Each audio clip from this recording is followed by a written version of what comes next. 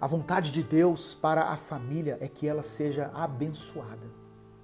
A vontade do Senhor para as famílias, de modo geral, é que a família seja um lugar de bênção. Olha o que Deus disse em Gênesis capítulo 12, no versículo 3. Deus falou isso para Abraão. Olha o que o Senhor falou. E abençoarei os que te abençoarem, e amaldiçoarei os que te amaldiçoarem, e em ti serão benditas todas as famílias da terra. Sabe o que Deus estava dizendo aqui?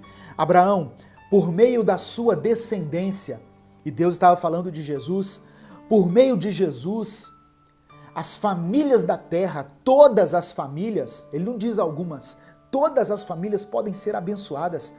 A partir do momento em que nós abrimos a porta para que Jesus entre na nossa casa, na nossa vida, a nossa família pode ser abençoada.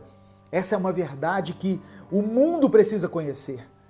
Por isso que, às vezes, quando eu peço assim, irmão, compartilha essa mensagem, eu sei que muitos podem pensar assim, o pastor está querendo ganhar visualização, está querendo ganhar mais inscritos. Não, não é isso. É porque eu sei o poder que a palavra de Deus tem de transformar uma família. Eu sei como a presença de Cristo numa casa pode transformar o ambiente. Por isso que eu peço que você envie essa mensagem. Por isso que eu posto Minuto com Deus todos os dias. Porque eu creio no poder da palavra. Eu creio no Espírito Santo.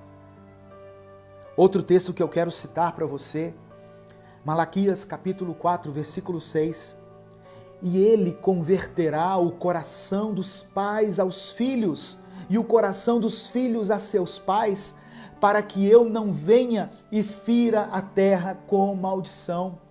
Sabe o que aconteceu? Ou sabe o que está acontecendo?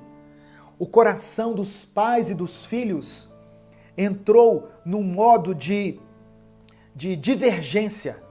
Às vezes nós estávamos caminhando por um mesmo caminho, no mesmo propósito, no mesmo espírito, só que as dificuldades, as lutas foram tantas que as visões elas divergiram.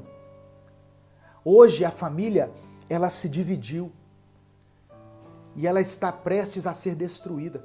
Só que a palavra do Senhor diz que Ele, Jesus, converterá o coração dos pais aos filhos e os filhos aos pais. Eles vão se encontrar novamente no mesmo propósito, no mesmo espírito. Se você crê nessa palavra, se você toma posse dessa promessa, diga amém, eu recebo em nome de Jesus. Louvado seja o nome do Senhor. Porque o projeto família nasceu não do homem, mas nasceu do coração de Deus. Desde o início, o Senhor teve compaixão do homem e viu que não era bom que ele estivesse só. E aí Deus preparou uma companheira para o homem. E Deus ordenou que eles se multiplicassem e enchessem a terra. Deus estava constituindo ali uma família. Isso está em Gênesis capítulo 1, versos 27 e 28. Foi quando Deus formou a primeira família. E criou Deus o homem à sua imagem, a imagem de Deus o criou. Homem e mulher os criou. E Deus os abençoou e disse: frutificai e multiplicai-vos, e enchei a terra, e sujeitai-a, e dominai sobre os peixes do mar, e sobre as aves do céu, e sobre todo o animal que se move sobre a terra. Então a família foi constituída por Deus. E por ter sido constituída por Deus, ela atrai a atenção do inimigo. Satanás, ele tem como meta, como propósito, destruir a família. Por isso que a família é tão atacada, por isso que muitas vezes nós passamos por tantas dificuldades. Eu vou falar que tem coisas que nós sofremos por causa da carne, por causa da nossa tendência ao pecado, por causa das nossas escolhas, mas existem situações que são espirituais. E a partir do momento em que nós identificamos essas coisas, nós podemos clamar ao Senhor. Nós podemos chegar diante de Deus e dizer: a minha família vai mal, Deus. Minha família está capengando, Senhor. Minha família está quase acabando. Me ajuda. Clame a Ele, irmão. Clame a Ele. Se prostre diante de Deus e clame a Ele. O Senhor pode mudar a atmosfera na sua casa, o ambiente na sua casa pode ser renovado, transformado por causa da presença de Jesus e do Espírito Santo. A Bíblia fala de muitos inimigos que Israel teve que enfrentar ao longo da história. São exércitos que se levantavam contra o povo de Deus, para destruir o povo. Hoje em dia, nós não temos que combater exércitos. Você não sai na rua e tem um soldado com lança, com escudo, com espada para te afrontar. Nós não temos que combater exércitos. Mas mesmo assim, nós estamos em meio a uma guerra. E essa guerra não é como as pessoas imaginam, anjos e demônios se degladiando em outra dimensão contra a nossa alma. Não é isso. Nós estamos sujeitos a ataques. Eu vou falar aqui de alguns ataques que nós podemos sofrer na família.